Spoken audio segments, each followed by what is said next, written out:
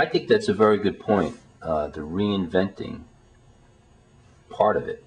I think that is a critical point. And in the example that we just talked about this worker benefiting in a foreign country more than the worker in the United States, by looking at it with a new perspective of reinventing, perhaps what could happen is that these displaced American workers could be somehow their talents used in employing these better trained now, or better than they were trained, Chinese workers through, for example, a micro-lending program where perhaps these American workers with funding could now even hire, could manage and hire the Chinese, apart from the prior job that they had.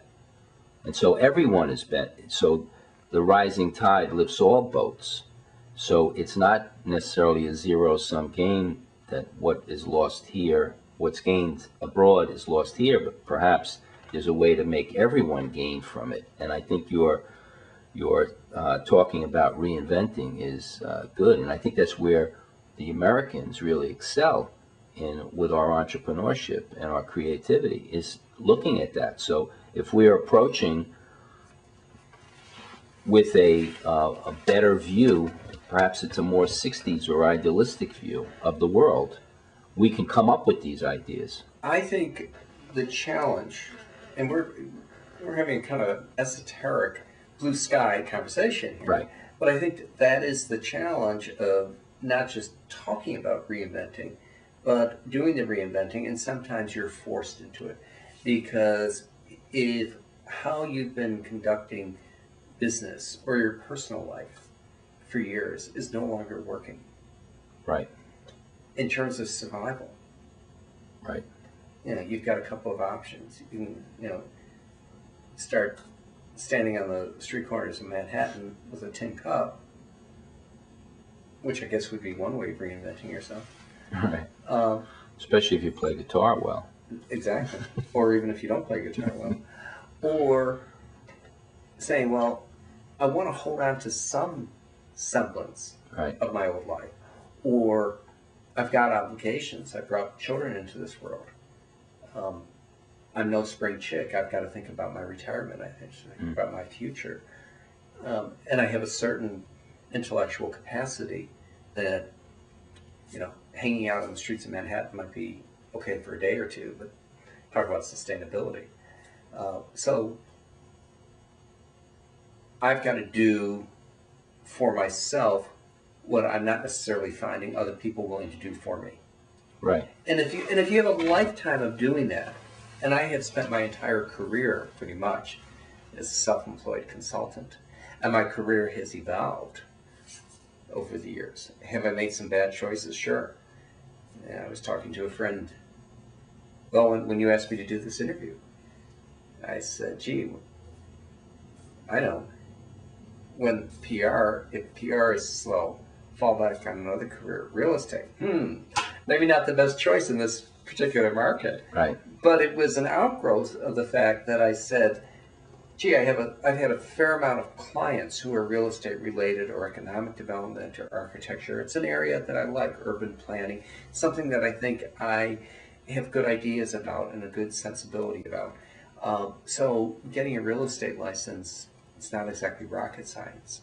What is harder is closing that deal and persuading clients that this is the right choice for them. And you really got to feel it sincerely. I have a situation right now that at the end of the day, I'm probably earning about 3 cents an hour on this particular client. But I made a commitment to this client just as he made a commitment to me. And we have finally found a space for him. Is it 100% perfect? No, but it's got a lot of the elements that he wants. And I thought we were going to lose that. So I started hitting the pavement again. And I know him so well at this point, and I know what he's looking for, that I didn't even need to have him come and look at this space. So I called him, I said, listen, I looked at this space. And in some ways, it would be ideal for you. And you wouldn't have to do the construction that we're talking about at the other space. On the other hand, there are so many down things downside things about this space that I don't think it's even worth your taking. I think we should stick with what we've got and make it work.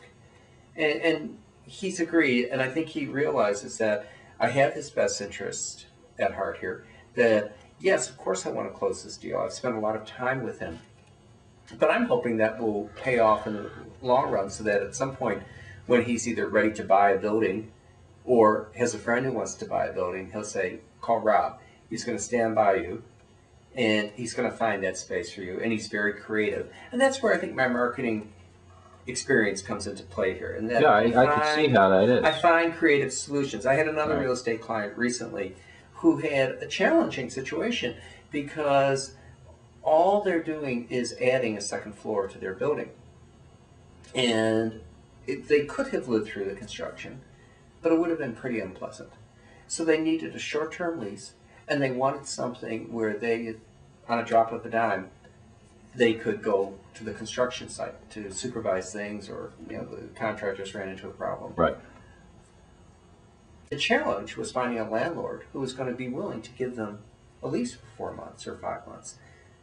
But on the other hand, I take from the perspective, gee, if you're a landlord or if you've got a building that's sitting empty, and why not take advantage of that? These people aren't asking you to do anything. They're not asking you to paint it. They're not asking you to build walls. They're not asking you to upgrade this. Or they're looking for a place to hang out for 4 or 5 months, so it may not be perfect. At the end of the day, I did find a space for them that was pretty perfect, and a landlord who was willing to do a short-term lease and then willing to extend that lease on a month-to-month basis in the event that the construction takes longer than anticipated. Plus, they can walk to their building. They don't even have to get into their car to see how this new construction is going. Excellent. How did you use your communication skills in finding some of those potential landlords who would be willing to rent it out for a short period of time? Well, I think it was, we were looking for a space that had a lot of qualifications, or qualifiers might be the right word, and that it was only going to be short term. It had to be close to what they already had. Coincidentally, the space that I found them is very similar in design and layout. Really? To their building. And so it wasn't like, oh, we have to kind of think of a whole rethink how we do business. It was a very seamless transition for them. Conversely, there was another building I had in mind, which would have been in walking distance to their property. And that was another consideration I had to take into account. A lot of their employees take the train to the city, or from New York City to the suburban community, and they don't have cars. And so they're used to now walking 2 or 3 blocks to their building, which is now being renovated. And so I had to think about that too when I found a space for them, or was looking for a space. I couldn't recommend a space that there's no public transportation, if walking was out of the question. And in this case, the space is actually a shorter walk, much shorter walk than their existing building. I had another space in mind. It would have been more of a stretch, but I couldn't even get the landlord to return the phone call. Even though it's sitting there empty, it's an organization that I know could use the money. But they weren't even interested in talking. So that's often a challenge. I see buildings that the landlord would rather have them sit empty, and maybe I'm just too naive, but I don't understand why a landlord would want to have a building sitting empty for years. Yeah, it doesn't make sense, right? Exactly. Even if you say to them, okay, listen, the economy's slow, this is what you can afford to pay, this is the best I can offer you, but I'm only going to do it for a year. And in that case, it's a situation of a matter of compromise. I have a retailer right now who's really between a rock and a hard place. His building was sold a year ago. He's very used to paying a very modest amount of money in rent. The new building owner now wants to renovate the building, so he has to move out. Despite the fact he is surrounded by empty stores, he cannot find a location to move into because the cost of moving into space, his rent would go up so high that he's thinking of closing his business and going out and looking for a job. Is that right? Yeah. I think that's the case for many retailers, especially who are in long-term leases, and they're just not facing the day when their leases are going to expire, and they're going to have to rent at a significant increased price. Well, you know, this And individual would be a perfect example of somebody who should reinvent himself. I think a lot of it is cultural. He comes from Eastern Europe, and I think he very much has that mentality of being able to show his possessions, being able to show what he has, and he has to show everything, and he can't get rid of anything. And so as a result, he feels he needs a space that's comparable in size to what he has. I keep trying to educate him by saying, you know, you'd be much better off if you kind of rethought the whole way you display your merchandise, because people come in here and my God, it is so overwhelming. You can't see the stuff. You've got so much stuff. You've got furniture stacked on top of furniture. You have chairs on top of bookcases and lamps on top of the chairs because you feel you need to display everything. what about a couple of large screen TVs with a very interactive, easy to use searching or listing? Great idea. Where people come in a real comfortable environment, give them a spritzer or something, sit them down in a comfortable chair with a remote, and have them look at all the merchandise on a gorgeous screen and be able to perhaps even turn it around with a joystick. Great idea. And what I've always said to this guy, which is certainly not reinventing the wheel, and that is set up your store so you have 3 or 4 room settings. You have a bedroom, you have a living room, you have a dining room, you have whatever, so that people get a sense of what it's going to look like. And maybe mix and match those rooms so that perhaps you have a dining room table, but you have, instead of 6 matching chairs around that table, you have 6 totally different chairs.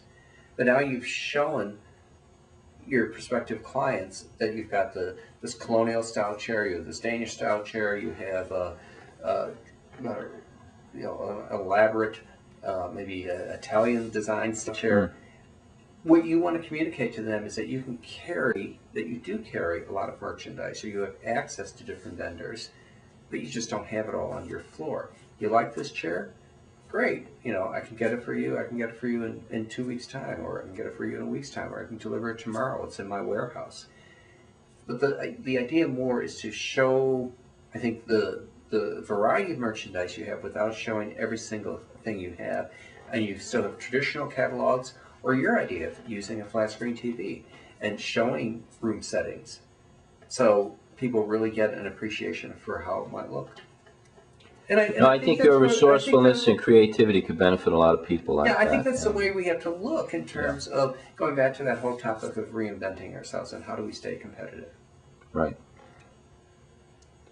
In a real estate market that's choppy at best and perhaps declining prices over the next year or two, in residential, has this affected also, and I realize that's in certain pockets, in certain areas, and not in other areas, but how is it with commercial property? Has that yet seen some of the price declines that residential real estate has seen?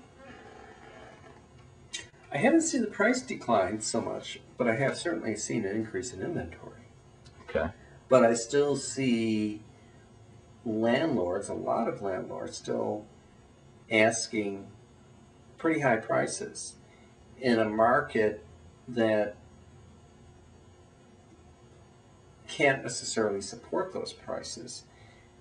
Case in point, the retailer who is being forced to move but can't make that move because all the landlords around them with all this empty space still think they can get top dollar. Is it fair to say that landlords have a longer term of pain, if you will, or that they could handle the loss of rent longer than a retailer can handle the loss of space? So, for example, if inventory is increasing and buildings aren't rented, landlords still may not be coming down in their price just because they think that prices will go back up, whereas retailers still have to continue their business, pay to continue their business. So is that is that part of the reason why prices have stayed up? Real estate still remains a great investment, no matter what the economy is. And if somebody bought a building and they financed it for a certain level, and hopefully they financed it at a level that they feel they can handle it, no matter whether the rent's coming in or not. I think in answer to your question, yes, they can absorb that pain longer than the retailer, who is dependent upon that day in and day out traffic, whether it's somebody who comes to their store because it's the destination, because they know they have to buy a new bed because their bed just collapsed, or they have to buy a new outfit because they're going to a job interview or a wedding, or they're having to buy a present for somebody. They're dependent, though, on that trade, and of course there are other people that they can choose, that they have their competition, of course. But I do think that with rising costs, if a market is very hot and landlords can start commanding top dollar, and that may mean squeezing the smaller merchant out, maybe that smaller merchant then has to respond accordingly, either by moving into another market, which is risky, of course, unless they've got something that's so special that people are going to follow them no matter what, or physically downsizing in order to maintain their current business and perhaps expand it.